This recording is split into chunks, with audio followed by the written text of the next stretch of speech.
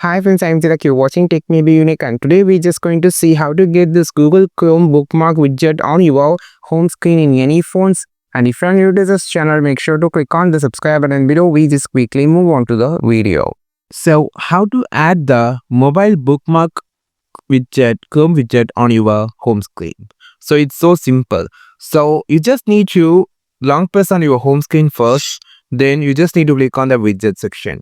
Just scroll down and just need to find the app called Chrome or Chrome widgets. So here it will be in the third page of the Chrome. You just need to slide it or swipe it. So here the Chrome bookmark easily access your bookmark from the home screen. Just long press on the whole widget, just place wherever you just need it like this.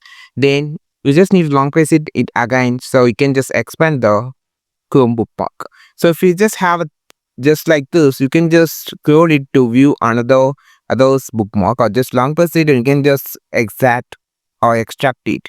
So or enlarge it. So this is how you can place the Chrome bookmark widget on your home screen on your any Android device. I think this video helped you a lot. Like this video, share this video, subscribe this channel. We will meet our next video with the super valuable content. This is Tilak signing off from Tech Be Unique. Have a wonderful day.